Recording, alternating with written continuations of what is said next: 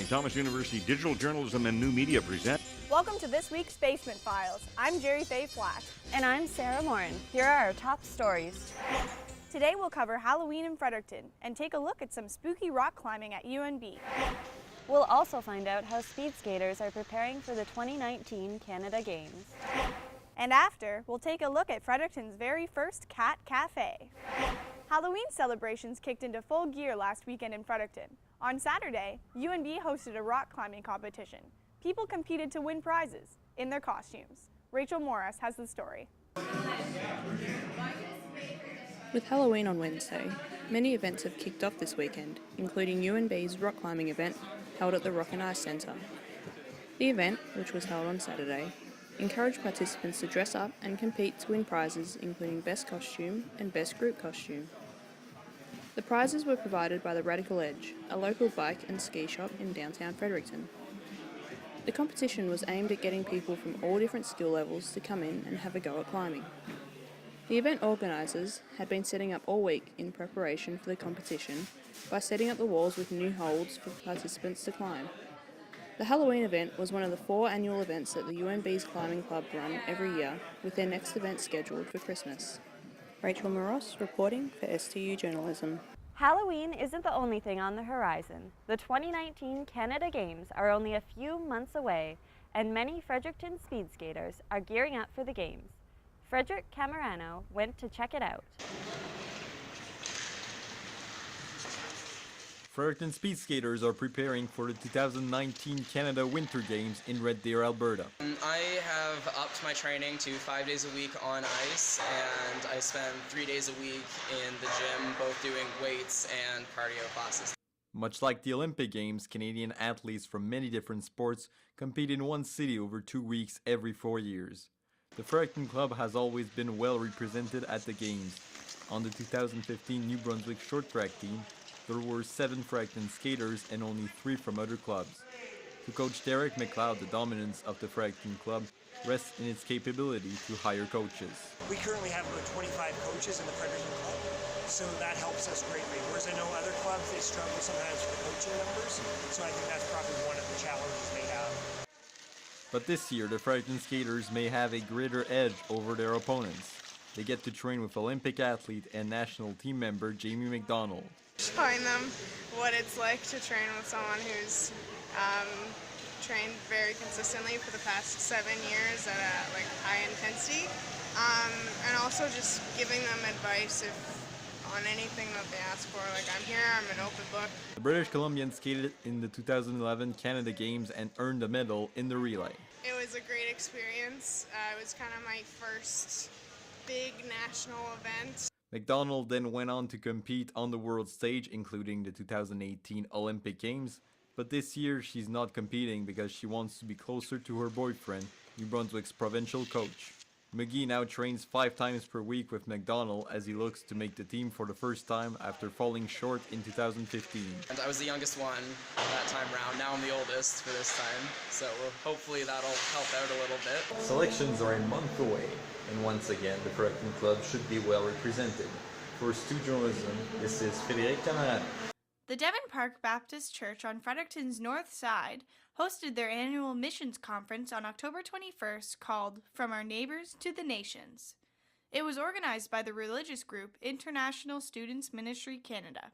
Their goal was to show how diverse Fredericton is and encourage Canadians to learn about other countries. People carried the flags of Argentina, Russia, Japan, and others. This is the first time the organization hosted this event in Fredericton. Now we'll take a look at the weather forecast for the next couple of days. Today, we're expecting to see a mix of sun and clouds, high of 9 and a low of -1. Tonight, there's a chance of flurries.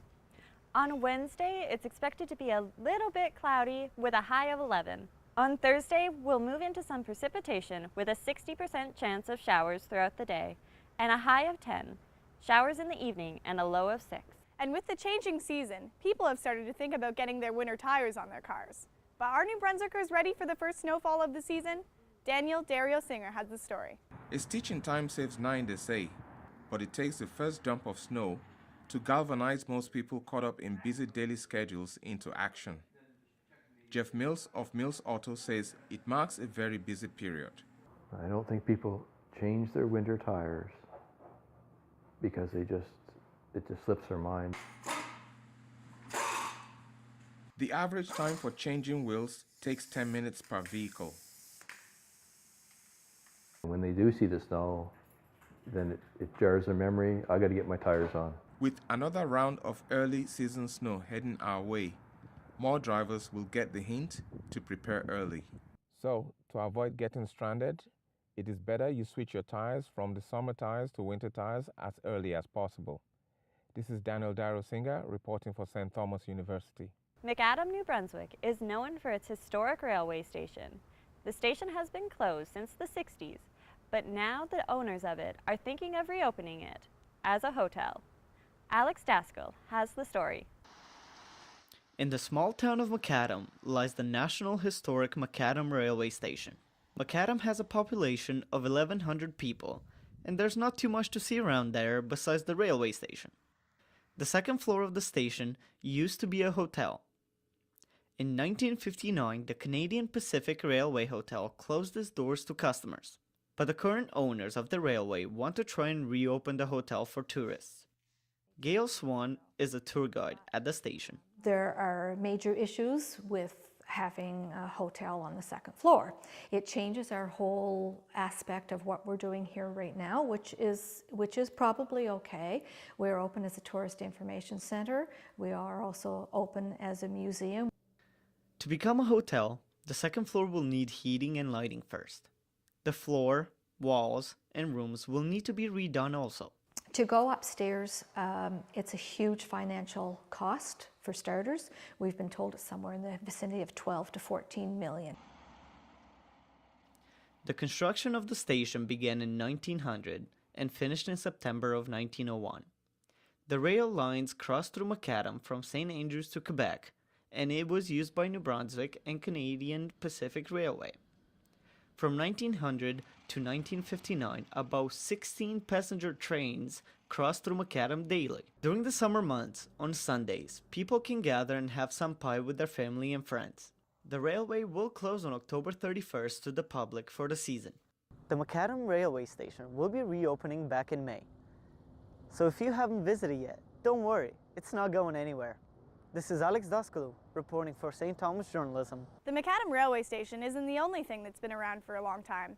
The art of photography started in the early 1800s. It used to be a meticulous craft that required precise attention to detail. But now, anyone can pick up a camera or a phone and just point and shoot. Garrett Moore went to check out the history of photography to see what really goes into taking a good photo. It begins with an idea, as most things do, and the knowledge of who you're taking the photo for. This is the art of photography. But every time somebody takes a photograph, there is quite literally, I say, probably 10,000 considerations could go off in the mind of a photographer.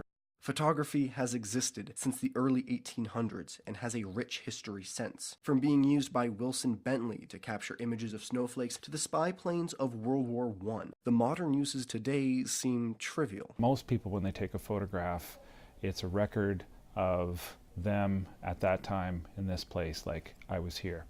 Photography as a field is wider than just pointing a camera and snapping a photo. It's about knowing the emotion and the aesthetic of what you're taking a photo of, and how different angles display different emotions in photographs.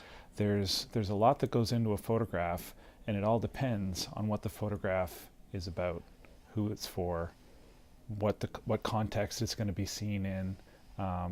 All these things, as I mentioned, the 10,000 different considerations that go into something before you do it. As the art of photography advanced, so did the tools used. Cameras have evolved from the old Brownie camera to the DSLR. Gilbert takes inspiration from the earliest sources of photography, the camera obscura, or pinhole camera. So I build cameras that are very simple. They're just a box with a hole in it, but they create images in a very raw kind of manner, in the same way that our eyes allow us to see the world. Gilbert believes that everyone is born with a creative eye, but not that everyone knows how they're creative, and he encourages everyone to learn more about their creative side. So I think that we should learn to use our camera as a way to communicate and make change, because if we don't, we're going to drown in selfies and photographs that take the value of photography and kind of water it down. This is Garrett Moore reporting for St. Thomas Journalism. Photography is just one of the many art forms that's taught in classrooms around the province. An ArtsLink New Brunswick survey on improving arts education has been the focus of a series of town halls across New Brunswick. Johnny James has the story.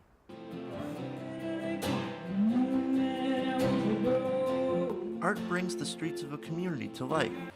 It entertains us, adds to our culture, and helps document our history. While we enjoy the results, arts education struggles to hold its place in schools.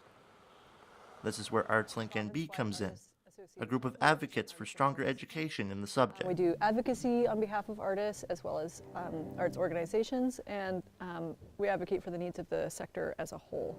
So out of that, we've heard from our membership that we really need to have a good look at arts education in the public school system. Over the past year, the group conducted a survey asking for feedback from working artists, asking them why arts education matters. Art will give you perception. It will, it makes you pay attention to detail, and it opens your mind to so many different things. The results were discussed at a series of town halls throughout the province. I certainly acknowledge that there's better ways to do it than what we're doing now. Just because the wheel is turning doesn't mean it's turning well. Topics ranged from grant applications to networking amongst teachers and building a more structured curriculum. We're not necessarily trying to make 14 gallery artists. That's not the point. It's so that whether they become a doctor, a lawyer, a teacher, whatever they are, that they can do with a more creative approach and with creative confidence. The results of the survey are available on the group's website. ArtsLink NB is encouraging anyone who missed the survey to reach out with additional feedback on why they think arts education matters. For Stu Journalism, I'm Johnny James. Some good news for coffee lovers. A new cafe is open in Fredericton. But what makes the place unique is that customers share it with cats. Bruna Porto went to check it out. The Perfect Cup opened on the north side of Fredericton recently and already has attracted a lot of people. The coffee shop works like any other. You get your food and drink and enjoy it with some company. However, the shop has a special area full of cats that can be adopted. Corey Jennings is the person responsible for the idea of the cat cafe. So I had come up with the idea from an article I read of a cat cafe that opened in Calgary. And I thought that was a pretty good idea, and I started doing a bit of research, and then a year and a half later, here I am. Well, I think he's at the school for... Apart from the choices in the menu, another characteristic of the Perfect Cup is that it's a family-friendly place, where you can take children to enjoy some hot chocolate and, of course, cats. Kian LeBlanc is one of the loyal customers who often visit the cafe to play with the felines. Actually, I like it. It's like, I like the brownies here, I like the cookies. My mom says she likes the coffee here. It's pretty good. Is it the first time you're here? Third time, actually. Third. So you really like to come and pet the cats? Me and my cousin bike down here. I just live down in Marysville over there. Oh, gotcha. Okay. He has a basketball court. Oh, does he? So I love that you... The main idea Corey had for the cat cafe is much more than just enjoying some warm drinks. It's also about raising awareness for pet adoption. His goal is for people to see the animals in a more natural environment. Well, the main goal is to run a nice cafe that people can come and enjoy, but also to have the cat room, which serves two purposes. One, for people to relax and just be more present, more in the moment. We live in a very high-stress society, so it's nice to have a place that's dedicated to kind of chill and decompress. But also, so there's that, and then also to help the SPCA adopt cats. So the Perfect Cup works from 8 to 9 Monday to Friday and 10 to 6 on Sundays. For St. Thomas Journalism, I'm Bruna Porto. Well, that wraps up our stories for this week. If you missed a newscast, you can find it anytime on our website. For St. Thomas Journalism, I'm Sarah Morin. And I'm Jerry Faye Flat. Join us again in 2 weeks.